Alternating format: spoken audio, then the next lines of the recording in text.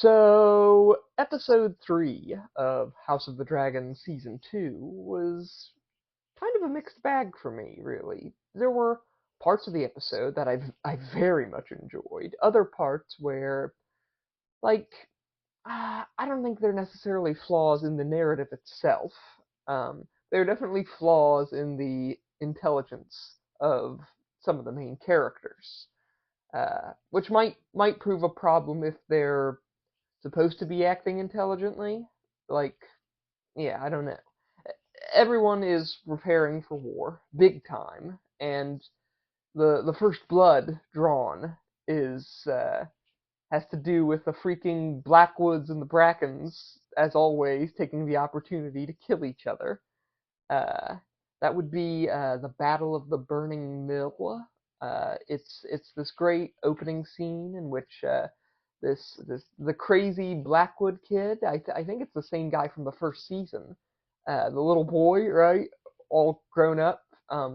What's his name? Like Benjamin Blackwood or whatever. He's just acting nuts and like making threats. Despite being like somewhat like small and kind of scrawny and weird.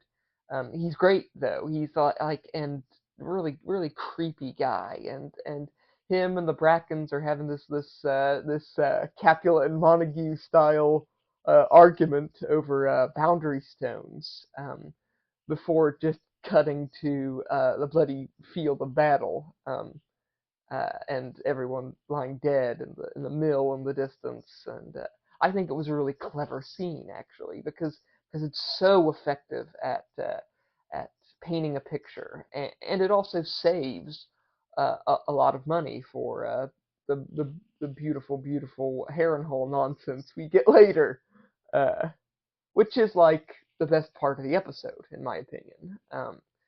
Matt Smith is just killing it as Damon. It it feels like I can't emphasize enough that Damon, ruddy, bloody, mad lad that he is, went to conquer the largest castle in Westeros alone. It was him and his dragon, and he just drops right down in the middle of that storm-racked nightmare funhouse of doom, and he just goes to wreck shop with his, I mean, like with his magic sword drawn and ready, and he's like he doesn't have a whole bunch of soldiers to contend with, though, right? Like he uh, he instead gets a whole bunch of ghosts, because Harrenhal is haunted, and it really is unnerving to see a guy like Damon, who is definitely one of, if not the best fighter on the show, scared. Like he's like looking around and hearing things. And I love the chaotic anticlimax of when Damon finally kicks in the door to the sort of great hall, and the lords and counselors are all scrambling to hightail it from the place, and because they know that he could kill them all, possibly even without the giant inbred lizard dragon, Caraxes, I think its name is. But Damon, he's sort of like Jaime Lannister with a magic sword and a frickin' full suit of armor, except he is like entirely evil, without even half the sympathetic qualities of Jaime, let's catapult a baby Lannister. Um, but the Castellan of Harrenhal, he just up and bends the knee. He wants absolutely no problems whatsoever. He's like, "Yep, totally. We're on your side, Damon. Yep, welcome." And of course, later on, Damon, while he's like spending like all his time at Harrenhal now, he has this awesome like Weirwood nightmare dream, sort of a sleepwalking episode where he sees young Rhaenyra and the dead kid Jaehaerys, the baby or the young kid who got killed. And it's like this moment of reflection for him and sort of fear of the consequences of his actions, sort of thing. Um, I I think, come to think of it, Damon as a whole is a lot like Jaime. Even like the Weirwood dream is something that happened to Jamie in the books. I wonder if they're going for similarities there. Um, I was also happy to see Millie Alcock back as Rhaenyra. I'm still of the opinion that we should have maybe had her for like a whole season, um, instead of just sort of making the switch in actors like midway through. But it is what it is. Um, so yeah, we also get this moment with the freaking Westerosi Yennefer of Vingerberg, right? This Blackwood witch who predicts that Damon is going to die here at Harrenhal, which is awesome. Though I'm kind of worried that it's going to happen like within this season. Uh, I hope not, because I freaking love Damon as a character. He's really fun to watch, despite being, again, kind of pure evil. Uh, but meanwhile, speaking of Damon, we have Aemond, the famous Damon cosplayer. He's in a bad way over at King's Landing, and also, suffice to say, I'm going to have to bleach my eyeballs because yeah, we've got some very Game of Thronesy scenes in this episode.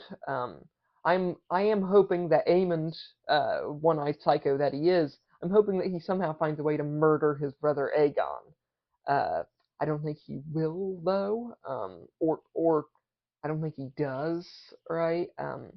But they have taken some liberties with the show, so maybe we'll be getting it. Maybe he'll do a bit of sabotage or something. Maybe his role in Aegon's death might, you know, might be more pronounced.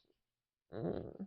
Uh, and also in King's Landing we have Lara Strong still clubfooting around, being an absolute jealous prick.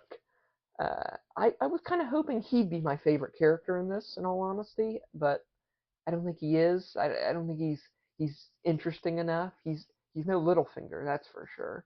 Um, Alicent, of course, is still having just like perpetually a bad day. And Kristen Cole, he's now sort of the hand of the king, and he's like I think he's riding out to Harrenhal too. So and also in the company of like Alicent's slightly racist brother, Gawain, I think his name is. And I'm pretty sure those two are going to duke it out at some point, and Kristen's probably going to kill him.